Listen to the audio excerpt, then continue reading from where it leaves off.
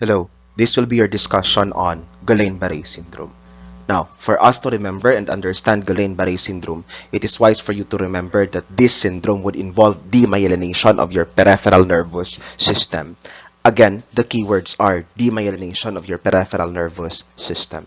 Your GBS is your acute infectious neuronitis of the cranial and peripheral nerves. So again, it's wise for you to remember that this involves cranial and peripheral nerves. Being an autoimmune disorder, this is characterized by the overreacting to the infection and destruction of your myelin sheath. So class, if I will be asking for the history of a patient with Guillain-Barre syndrome, you would usually elicit in the history that there was an episode of viral illness about 1 to 2 weeks before the condition, okay, or before the onset of the signs and symptoms. So theory says that it might be because of this viral infection that your patient had, and then it triggered some immunologic reaction which was exaggerated that led to the destruction of your myelin sheath. Okay, that's why demyelination would occur. Then, other than that, you would usually the viral infection could be manifesting as upper respiratory infection. It could also be on the form of your gastroenteritis. Recovery for this patient is a slow process, and then it could even take years. Then one major concern here is the weakness of your respiratory muscles. So we'll be discussing the details of your Guillain-Barre syndrome. Okay, one of the characteristics of your Guillain-Barre syndrome is that, again, it is a demyelinating disorder, meaning there is destruction or damage to your myelin sheath. Again, the coverage is your peripheral nervous system, and then it results to progressive rapid muscle weakness and paralysis. So the signs and symptoms here would lead to muscle weakness and paralysis. Take note of those keywords, and then your concern later on will be on your respiratory paralysis. Then, when I say GBS, this involves segmental demyelination, meaning it will only involve segments of your neurons. And then it has a tendency to be idiopathic. So again, idiopathic, the cause is unknown, but we have some etiologic factors on discussion. Okay, so as I've mentioned, this could be caused by your acute illness, such as your acute gastroenteritis, especially your gastroenteritis, which is caused by your Campylobacter jejuni. Okay, then you also have your viral illness. You also have your trauma. So class, the trauma could result to direct invasion of the spinal and cranial nerves, resulting to signs and symptoms of your GBS. Other than that, class, your viral illness, so your mild upper respiratory infection and your gastrointestinal problems, okay, could possibly also lead to your GBS. Surgery, being a stress on the part of the patient, could also trigger your autoimmune reactions. Okay, and then class, immunization. Immunization is suspected to be the cause of your GBS if immunization was done within 1 to 3 weeks before the onset of manifestations. In other words, if your patient would present in the ER right now with weakness, and then 2 to 3 weeks ago she was immunized, okay, you would suspect an immunization-related Guillain-Barre syndrome. Okay, this commonly happens in your flu vaccine. Okay, but class, when I say common, it's not very common. That would might be a reason for you to stop your influenza vaccine. The documented cases is 1 to 2 out of 1 million patients who had your influenza vaccine. Okay, so it's a very rare adverse reaction or adverse event following immunization.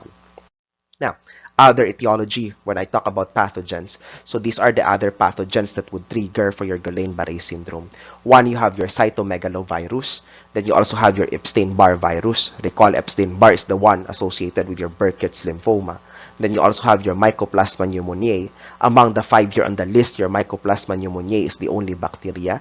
And then you have your H. influenza, okay, your flu. And then plus you have your HIV for that matter. Okay, so these pathogens could possibly trigger for your GBS. Now, what happens? So, as mentioned previously, there will be an autoimmune response. And this autoimmune response would lead to the destruction of your myelin sheath. Okay, recall that your myelin sheath is part of your neurons that would help on the transmission of the electrical impulse. Once there is a problem on the myelin sheath class, your peripheral nerve transmission will be a problem.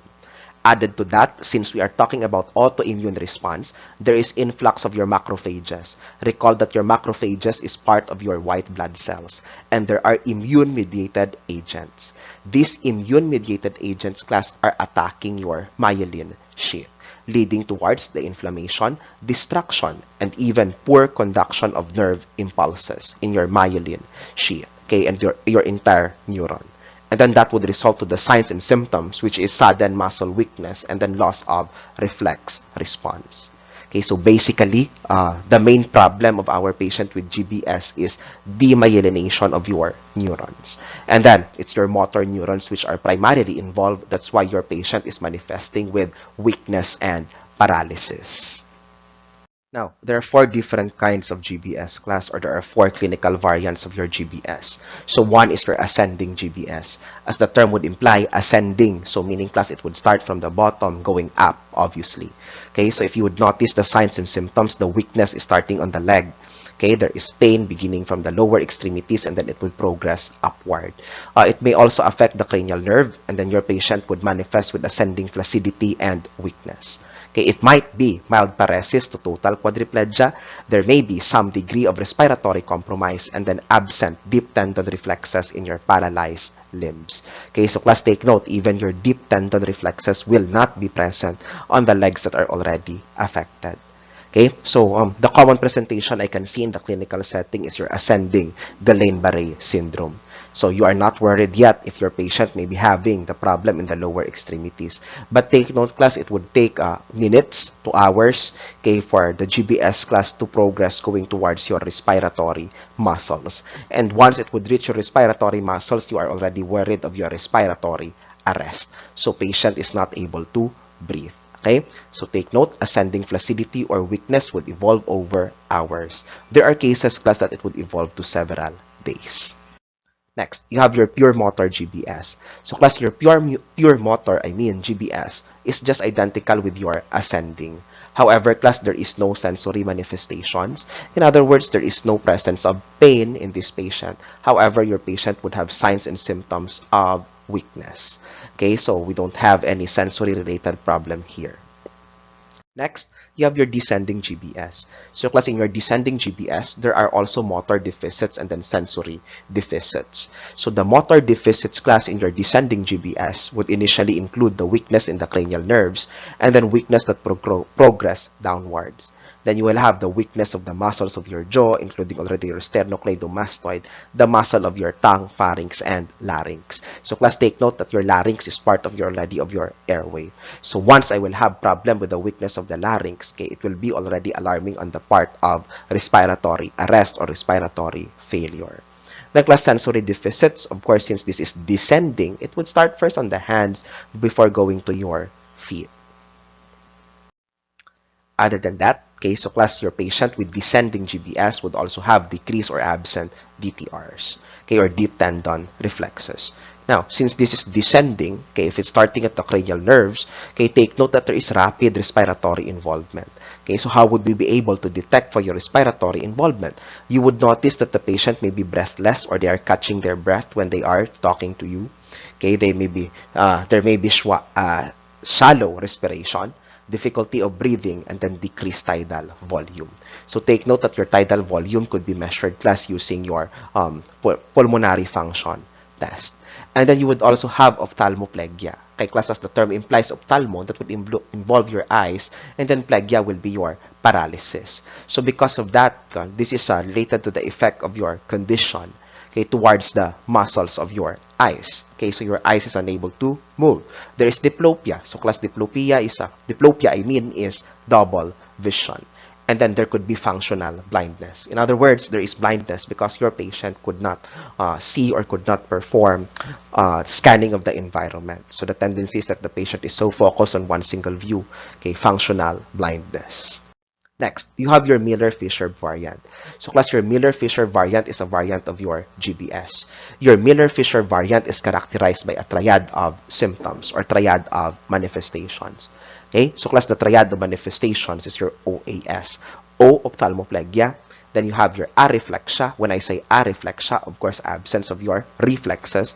And then you have your severe ataxia. So when I say ataxia, it is uncoordinated movement. Okay, there is incoordination with movement. Now, in your Miller-Fisher variant class, motor strength and sensory function is normal. Then pupillary response to light is affected because take note, your pupillary response is triggered by the muscles of your eye. Okay, so if you have a problem class with your pupillary response and then you have a patient with GBS, consider that this might be your Miller-Fisher variant. Okay, and then you'll have your functional blindness also for this patient. So again, we have the 4 variants of your GBS. One is your ascending GBS. Then you have your pure motor GBS. You also have your descending GBS. And then now we have your Miller-Fisher variant. Now, laboratory and diagnostic test. During lumbar puncture class, when the CSF will be analyzed, there will be an increase of protein. The increase of protein is probably related to the destruction of your myelin sheath. Take note that your myelin is primarily made up of protein. That's why class there would usually be an increase of protein. Then you will have your EMG studies, okay, electromyography. So class, in your EMG studies, no, this is considered to be an invasive surgery, and then it will be able to measure, or it will be able to determine the electrical impulse that is flowing through the muscles. Okay, so the purpose of your EMG is to check for the nerve conduction. Okay, nerve conduction in your muscles. Then you also have your EPS. Your EPS are electrophysiologic studies. Then you have your MRI, CT scan. Class, the value of MRI and CT scan in Guillain-Barre syndrome, okay, is considered to be important in ruling out other disorders.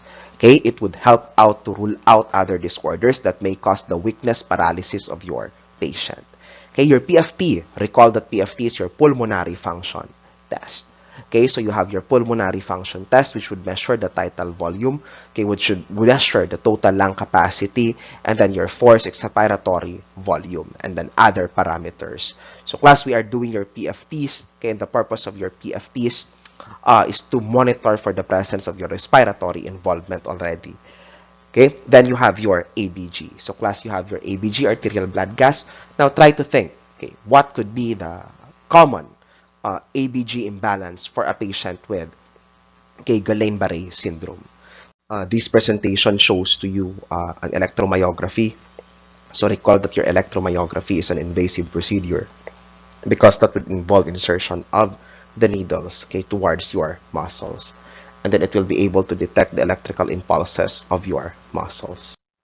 Now, medical management for your Guillain-Barre syndrome. So class, the treatment of choice for your Guillain-Barre syndrome is your immunoglobulin. Okay, so we are using your IV immunoglobulin.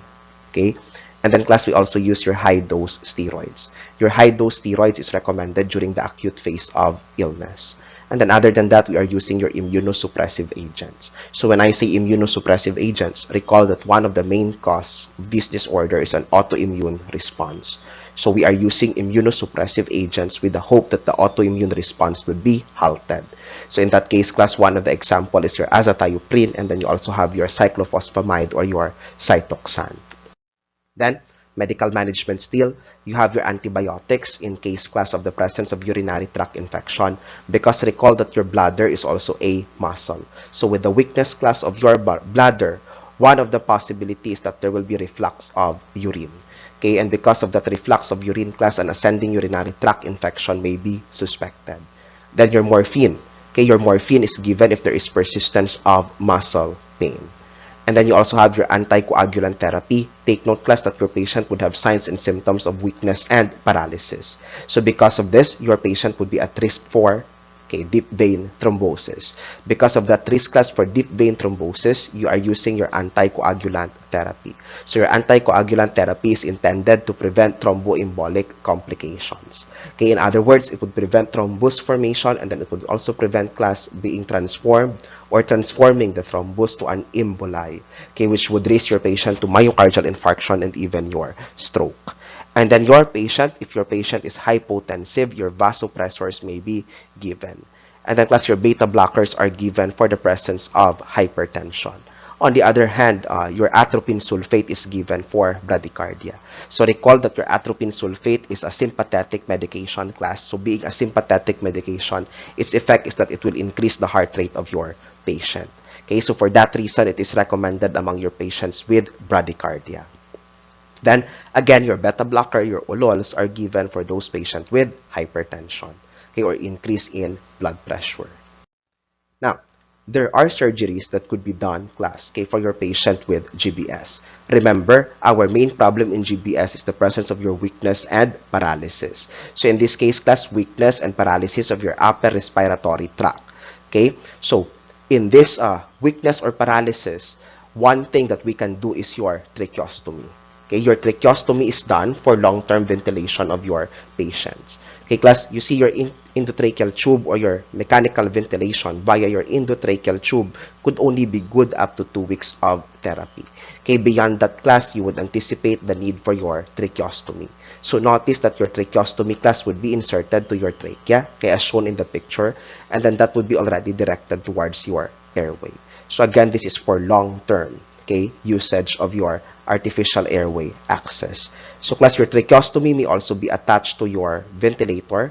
Your tracheostomy may also be attached to an oxygen source, and your tracheostomy, class, needs to be cleaned every day. Okay, so if your patient will be discharged with tracheostomy, you need to educate your patient, you need to educate the family on how to do your tracheostomy care. Okay, so dressing, class, is done in such a way that it would prevent the formation of your mucus plugs. Okay, suctioning is also done through this port here. As you can see, this port here, okay, that is where you are doing your suctioning. Now, you need to be careful because during your tracheostomy care, you need to replace this tube here, or else, class, you would have the risk for accidental laryngeal closure. Okay, there could be accidental laryngeal closure because of the spasms of your larynx. Okay, if you want to review on tracheostomy care, try to revisit your books in fundamentals. Okay. So class, another management for your Guillain-Barre syndrome is your plasmapheresis. I think your plasmapheresis is gaining popularity because of your COVID-19. Although the latest literature as to the date of this recording, it would say that the plasmapheresis for COVID-19 or your convalescent plasma is not anymore recommended for the management of COVID-19. But going back to GBS, class, so your plasmapheresis is the process of separating your plasma from that of the blood. Okay, so recall, class, that your blood has several components, including your RBC, WBC, your platelet, and then your plasma. So in plasmapheresis, we are separating your plasma, and then, class, it could be replaced by saline, it could be replaced by albumin, or the same plasma that have been treated and returned. So it's like a dialysis machine, but this time what you are cleaning is your plasma. Why? What is in the plasma? Recall that your GBS is an autoimmune disorder, meaning, class, there is an exaggeration of your immune response. So to that effect, okay, there may be a lot of antibodies, okay, that is present, and there is a lot of immune-mediated substances that is present in the plasma. So the goal of your plasmapheresis is to decrease the concentration of these immune-attacking cells. Okay? Then you have your diet therapy. So class, in your diet therapy, it says here that there should be maintaining positive nitrogen balance. So what do we mean by nitrogen balance? So recall, class, that among your 4 macronutrients, it is your protein that can provide nitrogen. So class, your nitrogen is needed also by our body. That's why you need a positive nitrogen balance. Your positive nitrogen balance could be attained if your patient is receiving adequate amount of protein. Okay? So class, balance, that would indicate a positive balance of nitrogen. On the other hand, okay, the condition that may result to negative balance of nitrogen are conditions such as you're starving, okay, immobilization, and then severely ill people. Okay, why in these conditions there is breakdown of tissue protein and then you're losing more nitrogen than what we are taking in. So if you are losing more nitrogen than what we are taking in, okay, you would think of negative nitrogen balance. Okay? Then you have your sufficient fluid intake, so you do not need to limit your fluids in GBS. Okay, we are also checking for your electrolyte balance. And then class, your nutrition for this patient will be, of course, in the form of your enteral. So when I say enteral, that may be directed towards your stomach and your intestines, and then your total parenteral nutrition. Okay, because if your patient is having or had ascending GBS, and then class, the upper respiratory system is affected, it is not wise for us to give anything per orem to the patient because it would increase the risk for aspiration. Okay, particularly your aspiration pneumonia. And since we are talking here about muscular weakness, rehab therapy is indicated for your patients. Now, So what are the priority nursing diagnosis for this patient? So class, if we are looking into muscular problems, we are considering ineffective breathing pattern.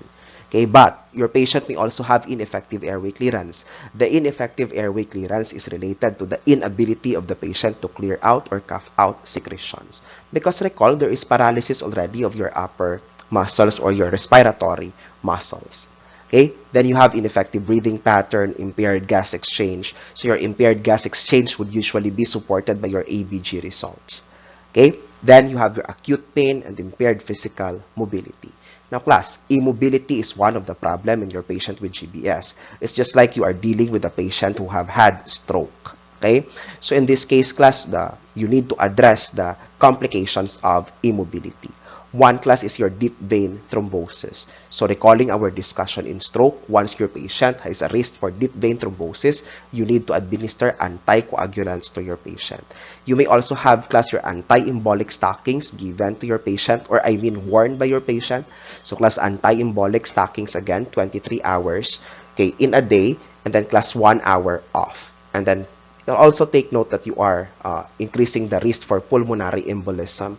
Hence, you might need to do your passive range of motion exercises to ensure that there is no formation of clots. Okay, then you can have your plasmapheresis and your IVIG. So your plasmapheresis class and IVIG are intended to decrease the circulating antibody levels. Okay, so we would want to decrease the antibody levels because again, this is an autoimmune problem. Okay, and hopefully it would reduce the amount of time that the patient is immobilized. Clinically class, those patients who are brought early in the hospital and diagnosed early for GBS, okay, would have good outcomes. And then if you'll have cardiovascular risk, of course, you evaluate your patient using your ECG. Now, there is impaired verbal communication. So you need to learn how to communicate to the patient, maybe using the sign languages on their face. Okay, and then class, if you would consider having, having a writing board if ever your patient is able to write. Okay, but take note, assess first the muscles of your patient before you move towards addressing this concern. Okay, so that will be all for your Guillain-Barre syndrome. The next topic is multiple sclerosis. Thank you for your attention.